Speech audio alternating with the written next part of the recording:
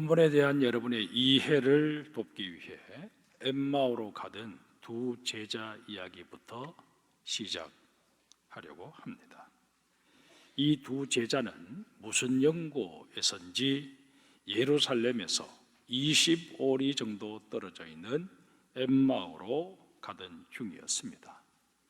길을 가는 내내 이 두 제자가 나눈 대화는 예수님의 십자가 처형에 관한 것이었습니다. 또 자신들이 눈으로 확인한 바는 아니었지만 부활하신 예수님을 만났다 하는 사람들의 이야기를 서로 나누고 있었습니다. 이들은 정말 예수님이 메시아라고 굳게 믿었습니다. 그런데 그 예수님이 십자가에 달려 덜컥 죽어버리신 것입니다. 이러니 그들은 항망하기 그지 없었습니다. 그래서 정말 이 어처구니 없는 상황을 어떻게 받아들여야 할지 푸념이라도 해야만 될 것 같아서 이들은 엠마오로 가는 내내 그 얘기를 나눈 것입니다. 그런데 이들이 엠마오로 가던 도중에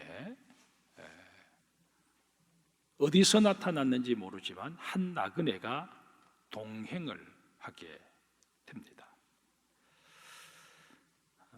그 나그네가 근간에 예루살렘에서 일어났던 일들에 대해서 전혀 모르는 것만 같아서 이 두 제자는 어떻게 그 엄청난 일들이 벌어졌는데 그 얘기를 듣지 못했느냐고 의아해하면서 그에게 예수님에 관한 이야기를 들려줍니다.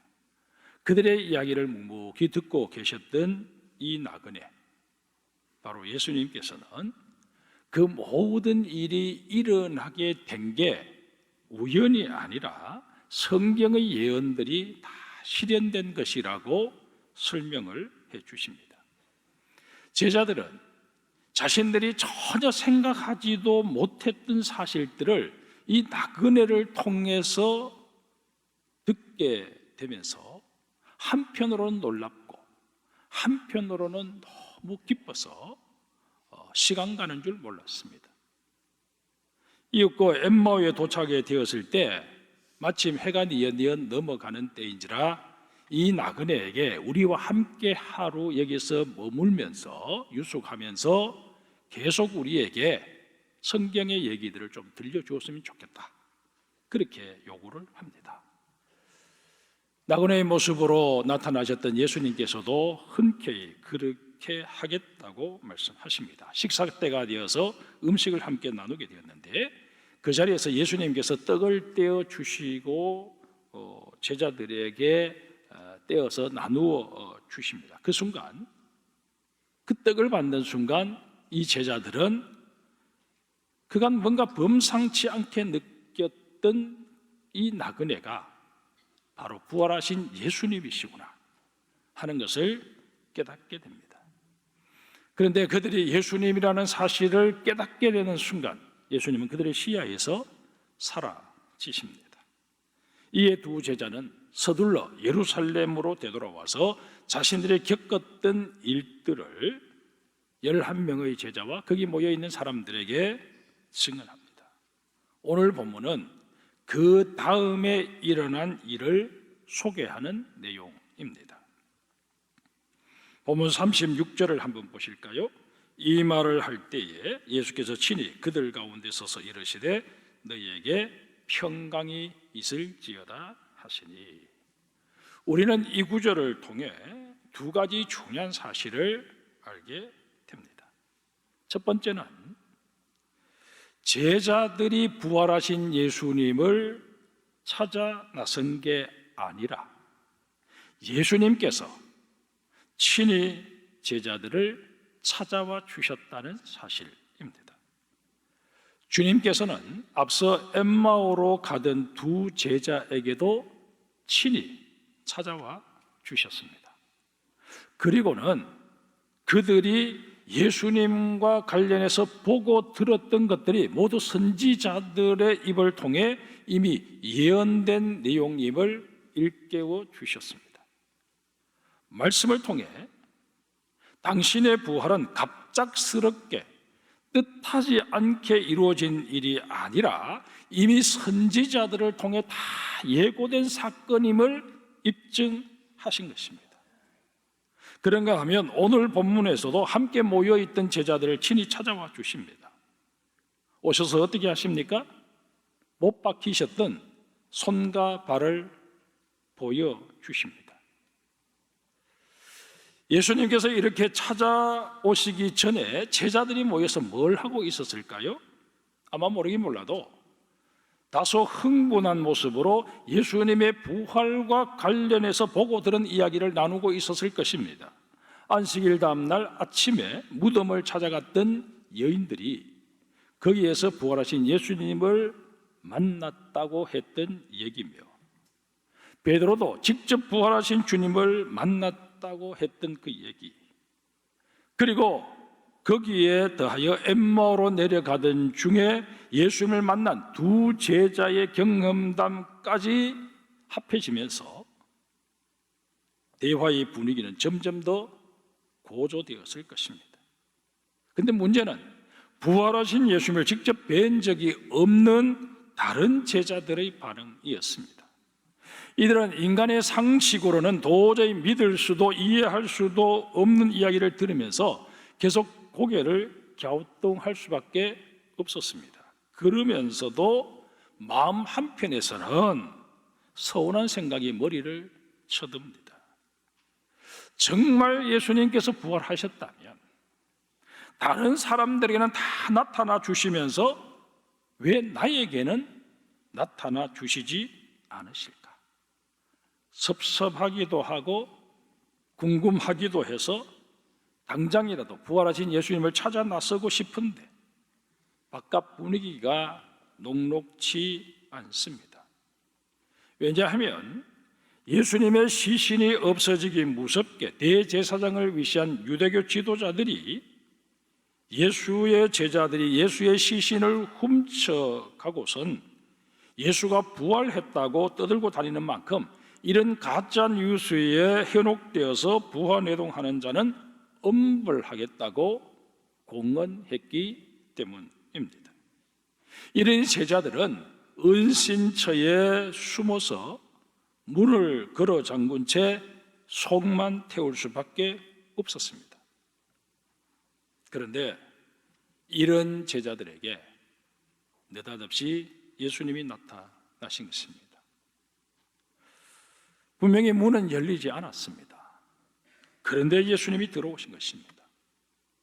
모두가 예수님이 아니라 홀령이라 생각해서 두려움에 휩싸였습니다. 이런 제자들에게 예수님께서 말씀하십니다. 어찌하여 두려워하며 어찌하여 마음에 의심이 일어나느냐? 내 손과 발을 보고 나인 줄 알라. 또 나를 만져보라. 영은 살과 뼈가 없으되 너희 보는 바와 같이 나는 있느니라. 그리고는 친히 손과 발을 보여주십니다. 심지어 제자들 보는 앞에서 구운 생선을 드시기까지 하십니다. 예수님의 홀령이 나타난 것이라고 생각했던 제자들의 의구심을 말끔히 해소해 주신 것입니다. 이제 우리 이야기를 한번 해봅시다. 지금 우리는 나름대로 그리스도인으로서의 정체성을 가지고 있습니다. 우연한 기회에 누군가가 내게 교회에 같이 다니자고 제안을 해왔고, 처음에는 별 생각 없이 그 사람 생각해서 또 그 사람 체면 보아서 따라 나왔다가 한 해, 두 해, 세월이 흐르면서 나도 모르는 사이에 제법 그럴싸한 그리스도인이 되어 있는 나의 모습을 보고 있는 게 대부분일 것입니다. 모태신앙의 경우도 태어나고 보니 기독교 집안이었고 당연히 교인으로 살아가야 하나 보다 생각하고 살았는데 어느덧 교회 생활 자체가 몸에 배어서 자연스레 삶의 일부가 되셨을 것입니다. 이런 우리 모두가 가지는 공통점은 분명 내가 예수님을 만나야 되겠다고, 내가 예수님을 믿어야 되겠다고 따로 노력하거나 애쓴 게 아닌데 예수님이 나의 구세주로 믿어지게 되었다는 것입니다. 그뿐만이 아닙니다. 이제는 예수님의 명령대로 살고 싶다는 열망까지 내 속에 강하게 자리하게 되었습니다. 한마디로 우리는 하나님의 은혜의 수혜자가 된 것입니다. 신앙생활을 하면서 우리가 종종 듣게 되는 단어 가운데 하나가 계시라는 말입니다. 계시는 하나님께서 자신을 드러내셨다라는 그런 뜻입니다. 하나님께서 하나님을 드러내시는 방법은 아주 다양합니다. 그 가운데 하나가 바로 우리가 가지고 있는 성경인데, 성경은 31,102구절로 되어 있습니다.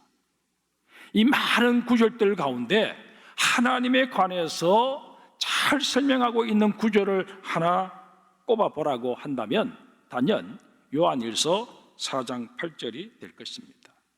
한번 보실까요? 사랑하지 아니하는 자는 하나님을 알지 못하나니 이는 하나님은 사랑이심이라. God is love. 우리가 많이 들었던 영어 구절 아닙니까? 하나님은 사랑이시다. 이보다 더 하나님에 관해서 명료하게 진술할 수 없을 것입니다. 본문 36절에서 알 수 있는 또 하나의 사실은 주님께서는 우리에게 평안 주시기를 원하신다는 것입니다. 36절 뒷부분을 다시 한번 볼까요? 너에게 평강이 있을지어다 하시니. 헬라어로 평강을 에이레네라고 합니다. 평강을 기원하는 것은 유대인들의 전통적인 인사말입니다. 그러나 지금 예수님께서 하시는 이 인사는 그런 관례적인 인사와는 의미가 전혀 다릅니다. 내가 너희의 죄를 대속하고자 십자가를 졌으니 이제부터 너희는 용서받은 자로서 하나님께서 주시는 하늘의 평안을 누리면 좋겠다 라는 의미로 너희에게 평강이 있을지어다 말씀하셨다는 것입니다. 주님께서 하신 말씀을 이렇게 해석할 수 있는 근거가 무엇일까요? 바로 요한복음 14장 27절에 기록되어 있는 예수님의 말씀입니다. 예수님께서는 당신의 죽음과 부활을 예고하신 후에 이렇게 말씀하십니다. 평안을 너희에게 끼치노니 곧 나의 평안을 너희에게 주노라. 내가 너희에게 주는 것은 세상이 주는 것과 같지 아니하니라. 너희는 마음에 근심하지도 말고 두려워하지도 말라. 세상 사람들은 근심거리가 없고 누군가와 다툴 일이 없으면 평안하다 그렇게 말합니다. 때로는 편안한 것과 평안한 것을 혼동하기도 합니다. 그래서 내 삶이 풍족하면, 내가 원했던 것들이 이루어지면 나는 평안하다 그렇게 생각하기 일쑤입니다. 이게 세상살이에서 우리가 얻는 평안의 실체입니다.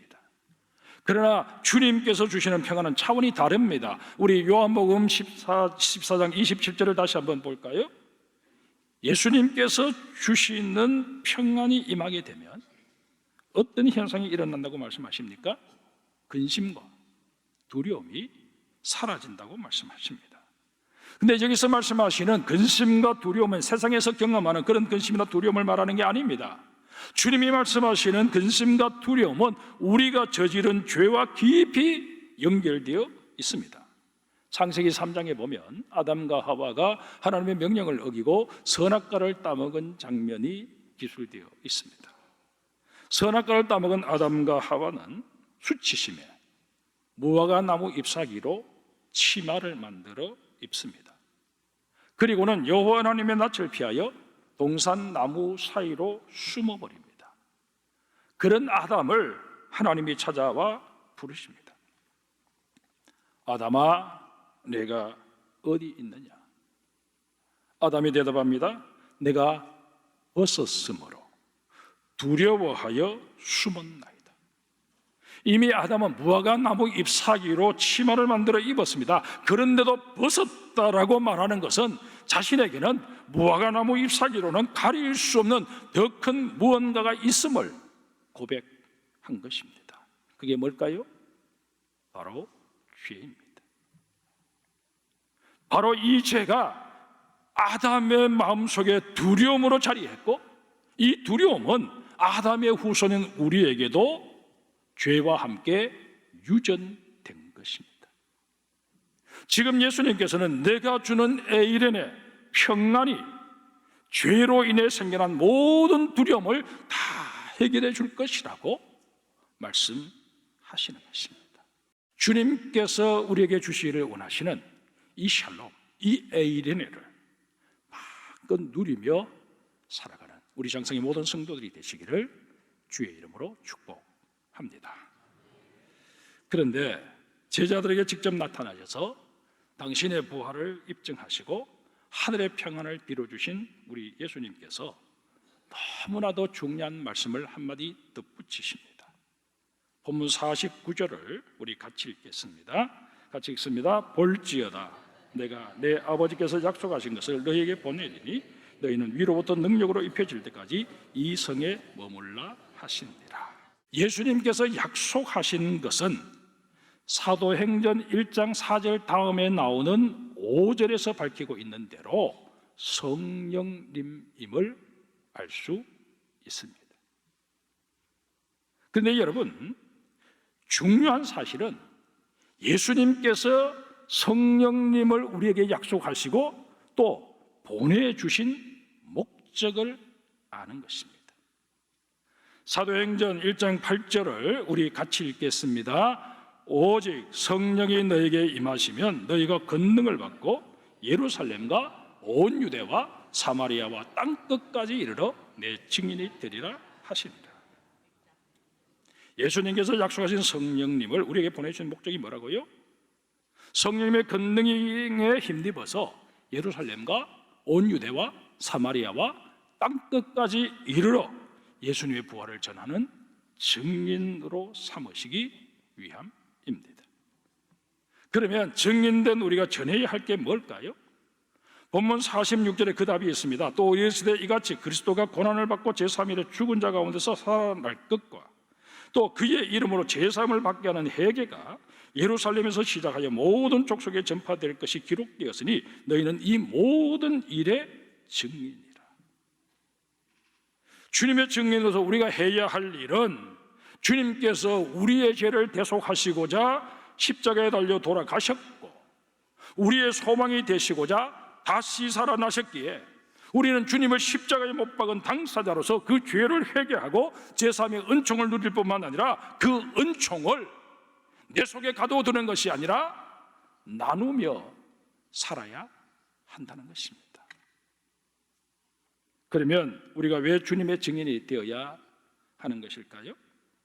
우리는 그 분명한 이유를 러시아의 양심으로 불리며 구소련 체제 하에서 반역자로 몰려 국외로 추방되기까지 했던 알렉산드르 솔제니친을 통해서 확인할 수 있습니다.